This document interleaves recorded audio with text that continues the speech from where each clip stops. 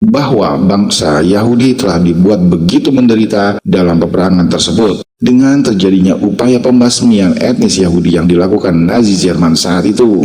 Tragedi Holocaust yang dijadikan berhala baru dalam peta politik dunia, di mana tak seorang pun boleh mempertanyakan keabsahannya.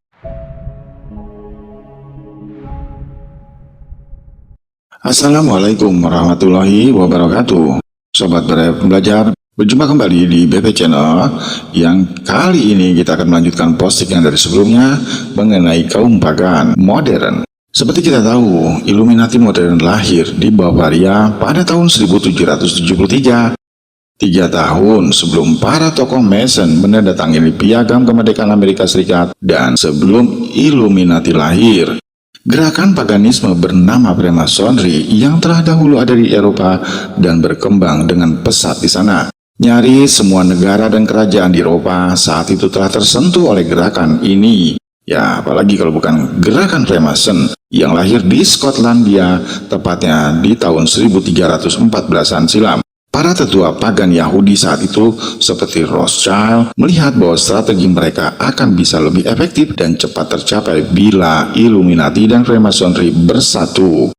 Sebab itu, di tahun 1780, seorang yang bernama Baron Franz Friedrich Knightz yang direkrut menjadi anggota Illuminati dan dengan cepat menjadi salah satu tokoh penting Illuminati Eropa yang sebelumnya Knightz ini merupakan salah satu tokoh sentral Freemasonry Eropa. Atas usahanya ini pula lah, akhirnya keduanya dipersatukan dan menjadi organisasi clandestine okultis yang begitu sangat efektif dan tidak saja terjadi di Eropa, namun menggapai dataran Amerika dan juga dataran lainnya. Penyatuan Illuminati dan Freemasonry diresmikan dalam Kongres Wilhelmsbad yang itu tepatnya di tanggal 29 Agustus tahun 1782 silam, di mana Adam Weishaupt dan Knightz memimpin kongres tersebut. Semua yang hadir konon disumpah untuk tidak membocorkan kepada siapapun, termasuk kepada anggota keluarga terdekat mereka sendiri. Apa saja yang terjadi dan diputuskan dalam pertemuan rahasia tersebut?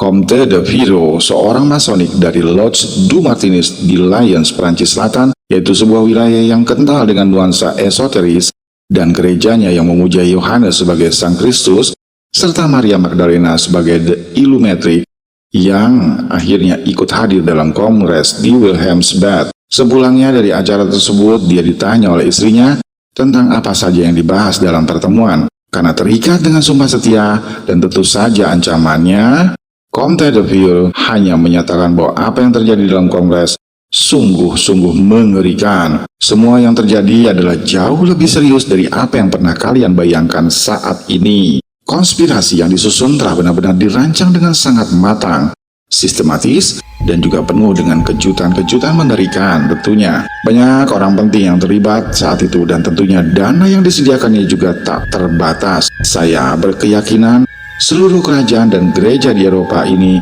tidak akan mampu membendung konspirasi tersebut. Ini benar-benar menakutkan, ungkapnya.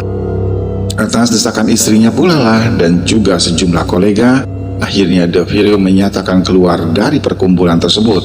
Dengan sangat licinnya, Illuminati yang telah bersatu dengan Freemasonry terus bergerak dan mereka berada di belakang setiap revolusi yang terjadi, di belakang peperangan dan tentunya peristiwa-peristiwa besar di dunia. Nyaris semua pergantian penguasa di sejumlah negeri besar Eropa saat itu dan juga di Amerika pastinya tidak lepas dari tangan-tangan kotor mereka. Visi menentukan 3 agama yang besar. Satu hal yang jarang diketahui oleh khalayak umum, gerakan dari paganis Yahudi modern yang juga disebut sebagai kaum Talmudian ini merupakan gerakan untuk menghancurkan semua agama-agama yang turun dari langit. Taurat Musa misalnya, mereka ganti dengan Talmud. Ajaran Nabi Isa alaihissalam dikotorinya dengan tangan Paulus, Yahudi dan Tarsus.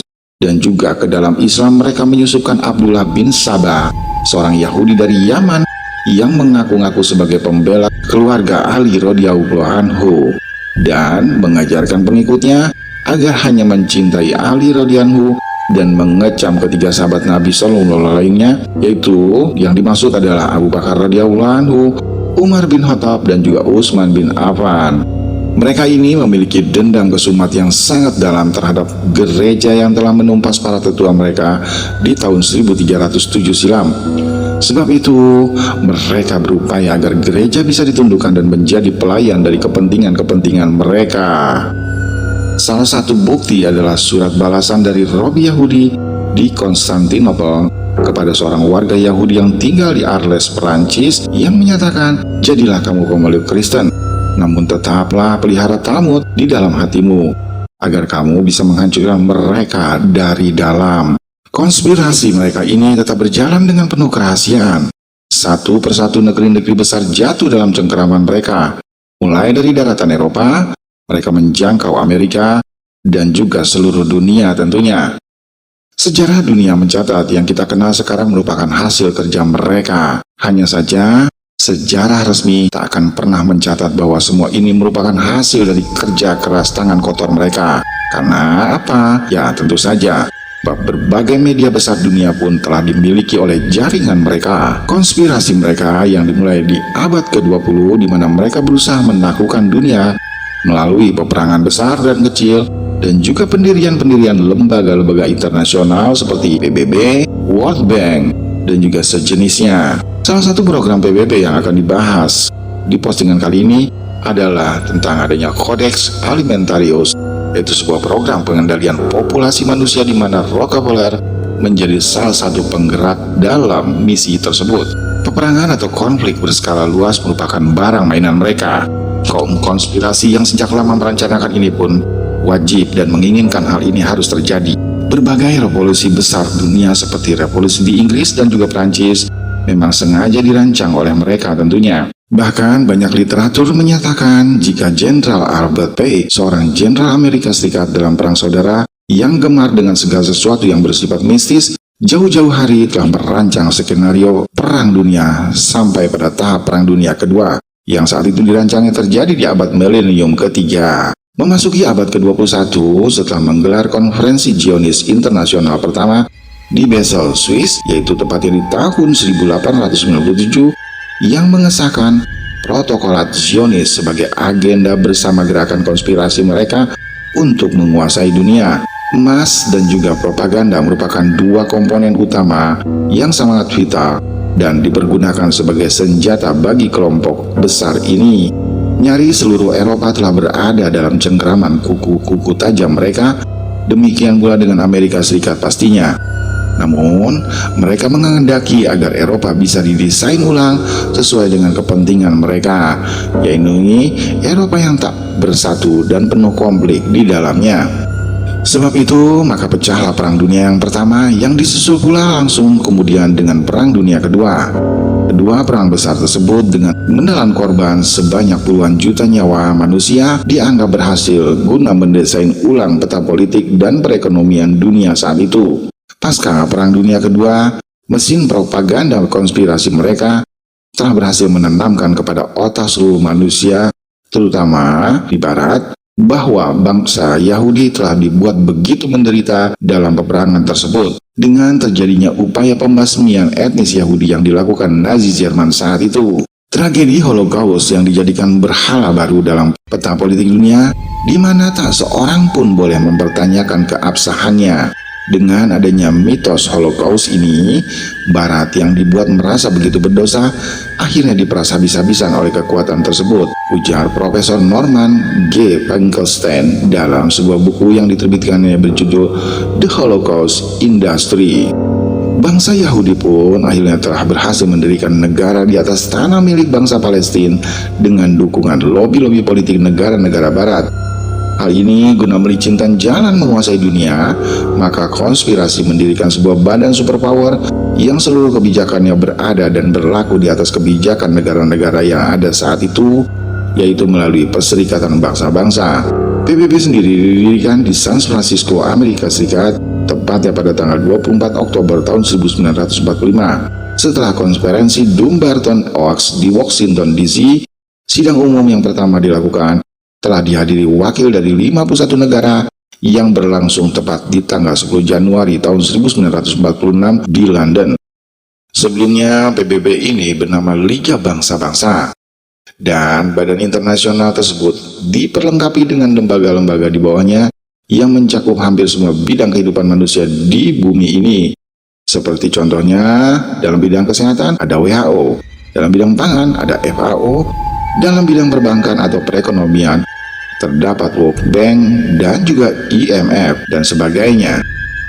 Sesungguhnya PBB ini merupakan satu rintisan atau kepanjangan tangan ke arah tatanan dunia baru yang menghendaki adanya satu super pemerintahan yang berhak mengatur negara-negara lainnya. Dalam perjalanannya, PBB terbukti menjadi alat bagi kepentingan imperialisme di barat terhadap negeri-negeri selatan.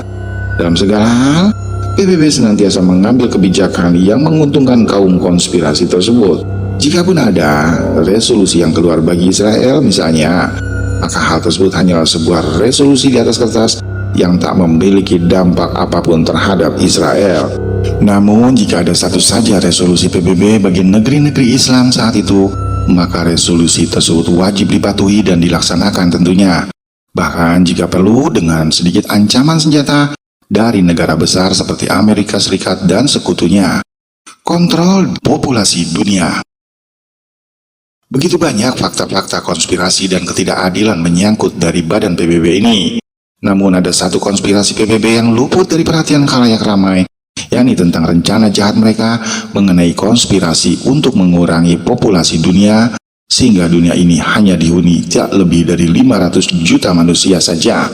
Hal ini berarti pengurangan terjadi sekitar 93% penduduk dunia saat itu. Hal tersebut berangkat dari pemikiran bahwa dunia dengan segala kekayaan alamnya, dengan seluruh ekosistemnya, rantai makanannya, serta sistem alamiah yang ada, tidak akan sanggup untuk menopang kehidupan umat manusia sebanyak saat ini, yaitu yang kurang lebih berjumlah sekitar 7 hingga 9 miliar orang. Untuk menciptakan satu dunia yang lebih baik, maka diperlukanlah pengurangan jumlah populasi umat manusia sebanyak 93%-nya, atau dunia ini hanya mampu untuk menopang kehidupan 500 juta manusia saja. Yang unik, pada bulan Desember tahun 2012 silam merupakan waktu yang ditentukan oleh pihak konspirasi mereka ini secara besar-besaran. Belum ada satu pun pihak yang mengetahui secara pasti mengapa konspirasi mematok awal program yang akan mengurangi jumlah umat manusia secara drastis tersebut di bulan Desember tahun 2012 silam. Temuan-temuan berkenaan dengan waktu tersebut sungguh mengagetkan tentunya. Berabad silam lamanya, suku bangsa kuno seperti suku Maya, suku Hopi, Kali Yuga, Aztec, dan juga Mesir kuno telah meramalkan di dalam sistem kalender kuno mereka jika pada akhir tahun 2012 dunia lama akan berakhir dan dunia baru pun akan muncul. Perhitungan suku-suku kuno ini berdasarkan pada pergerakan bintang-bintang dan berbagai ramalan mistis yang ada di abad milenium.